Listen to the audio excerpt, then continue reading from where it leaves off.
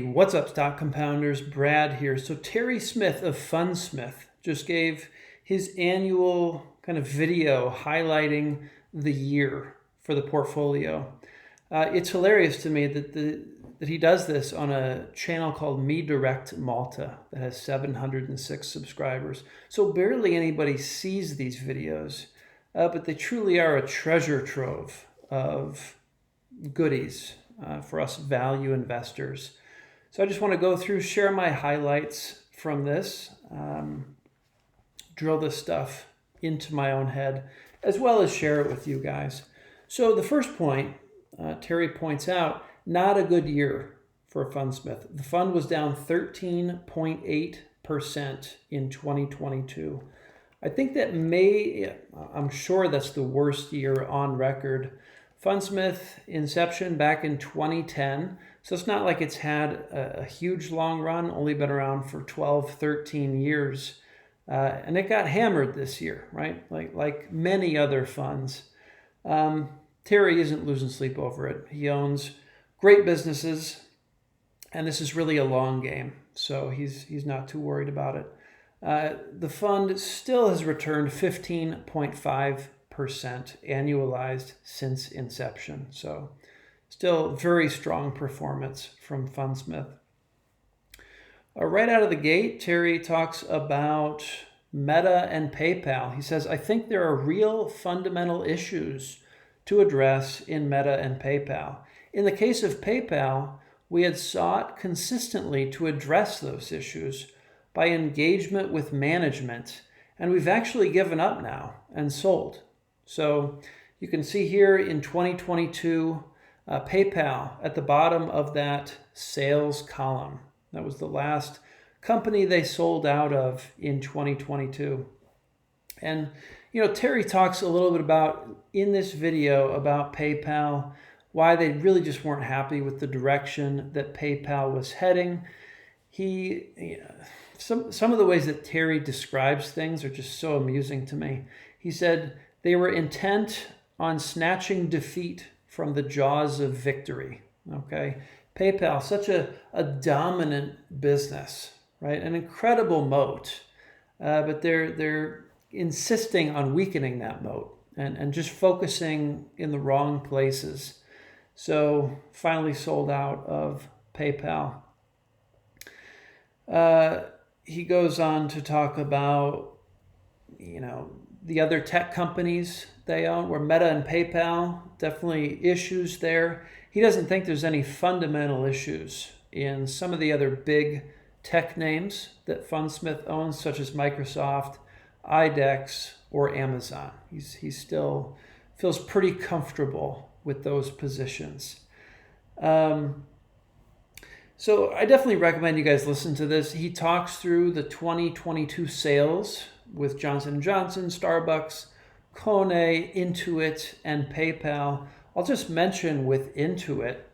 Intuit bought MailChimp not too long ago, and that really didn't sit well with Terry Smith. He says it doesn't fit with the core business, and the price was off the charts. Okay, so they paid an arm and a leg on this thing that isn't the direction Terry Smith thinks Intuit should be going. So that was a big red flag, caused him to sell out. And, very interesting commentary on these others, why he sold out of those. With the purchases, same Adobe, Mettler, Toledo, Otis, and Apple. He kind of talks through at a high level why he bought into those in 2022. He was asked a question, couldn't you foresee this coming, right? This kind of bloodbath of a year of 2022. And I really liked the answer that Terry Smith gave to this. He says, yeah, but I could have foreseen it back to 2013, 2014, right? When the Fed tried to taper, okay? So, there are always signs. There's often signs that a downturn is coming, right? But it's very dangerous to try to time the market. And, it reminds me of this quote. I don't remember who said it, but time in the market beats timing the market. Okay, if you're trying to dance in and out of the market, you're much more likely going to end up shooting yourself in the foot. Okay, whereas Terry's approach is just to buy great businesses, right? Don't overpay, do nothing.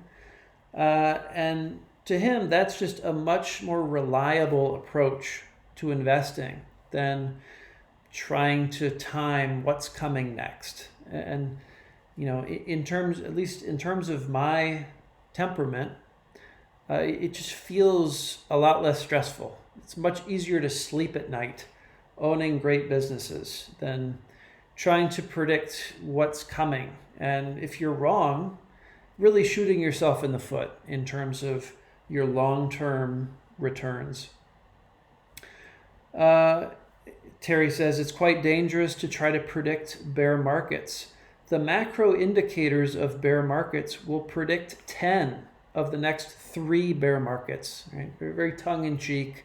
Terry Smith here just saying, you know, indicators, you can't rely on them to get in and out of the market at the right time. It's a fool's errand, at least as far as Terry is concerned. I'm going to jump to a slide here. Where am I? 26:17 is what I'm looking for. Okay, share-based compensation. So in Fundsmith's annual letter, there's quite a bit of that dedicated to share-based compensation. Terry gets a little bit into it in this video. But I just want to point out a few things. Share-based compensation and murky accounting practices around that share-based compensation, you really got to watch out for as an investor, particularly an investor buying individual stocks as opposed to an index. And I want to point this out.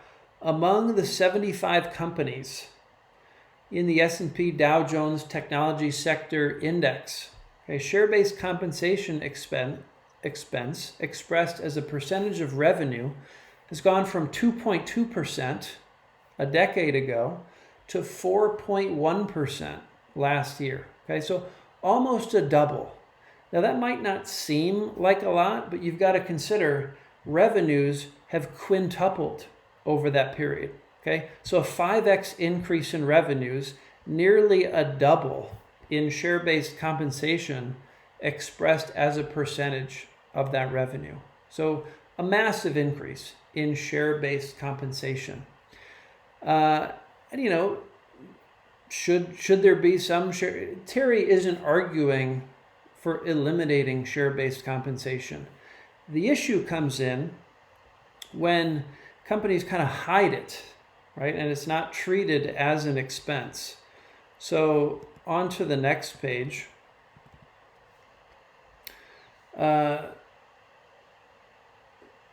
2837. Let's go a little bit further. So here, this is great. Terry compares Microsoft to Intuit. Okay, they treat share-based compensation differently in their accounting practices. Now, the way you account for share-based compensation can warp price-to-earnings ratios. Okay, so this is kind of a core metric that investors look to get a sense, you know, is a company cheap or is it expensive? So if you look at Microsoft, 25 times price to earnings ratio, okay? There's no premium. There's no, that doesn't apply. The next line, Intuit, okay? So price to earnings ratio, 28 times, okay? So fairly comparable to Microsoft.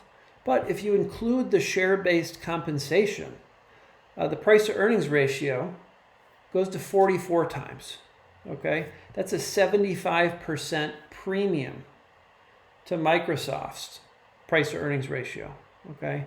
As opposed to only a 14% premium if you know, you're not accounting for factoring in share-based compensation.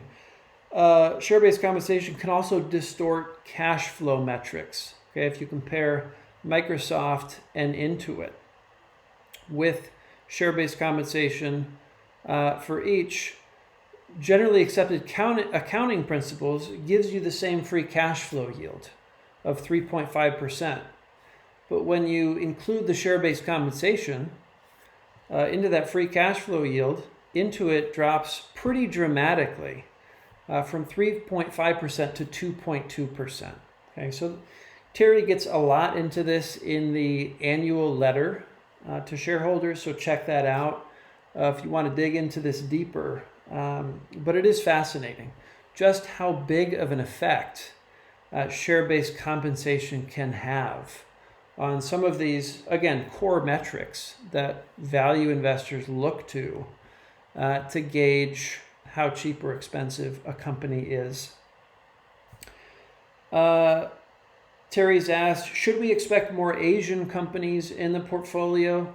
I think maybe in the last quarterly video that Fundsmith did, Terry mentioned that there was a Korean company on the watch list that just kind of newly came onto their watch list. So somebody's asking, are we going to expect more exposure to Asia in the Fundsmith portfolio? Terry says, yeah, I think we will. He does point out when you own Chinese businesses, you don't actually own them, okay? There's absolutely no chance that you've got real ownership, right? You don't have any rights as an owner when you own a public company in China. So we probably can expect not to see Chinese companies in the Fundsmith portfolio, but neighboring countries, it seems like Terry is definitely taking a close look at. I liked, this is a great soundbite from Terry. He says, I've never yet found a company that didn't have a problem, right? He was asked about the tech companies in the portfolios and the potential issues, the headwinds facing those companies right now.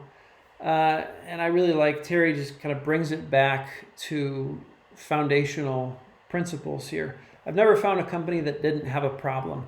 So as an investor, we're not looking for the perfect company, right? We really need to weigh the problems against the opportunity set, right? What are all of our other opportunities, and how do we weigh the problems of the companies that we're investing in versus what we could be investing in? And I think that's really important to keep in mind. And then finally, as a final note here, the three main pillars of the Fundsmith portfolio. Okay, I like how he framed this. Consumer, medical, and tech companies. And, someone was asking, are you worried about having too much exposure to tech? And Terry was really of the opinion here that tech, he thinks, is going to be a very strong driver of growth for the Funsmith portfolio, at least compared to the consumer basket and the medical devices and equipment basket. So, he's happy to own the tech companies that are in the portfolio. And I like what he did. He said, what if you were to invert that and say, should we own no tech companies, right? Would you feel more comfortable as investors in Fundsmith if we just avoided tech entirely? And certainly Terry would not be more comfortable. He thinks he mentioned Satya Nadella's letter recently about how, as a percentage of GDP, he really thinks tech has not peaked, right? Tech is going to take a larger and larger share of GDP going forward. So Terry and Satya think it's a very important sector to have exposure to, for what that's worth. So anyway, guys, I hope you enjoyed this. Definitely take a look at this whole talk. It's an hour long. I watched it at like 1.5 speed. Terry does talk pretty fast, so you might have to slow it down at certain parts that you really want to digest more fully. But great talk. I always love hearing from Terry. And it is kind of cool that this it gets such low exposure. So the few of us who are watching this, there's not a ton of people who are getting this same information. So it feels a little bit like a information arbitrage in a sense. But anyway, hope you enjoyed that, guys. I will see you all in the next one. Take care.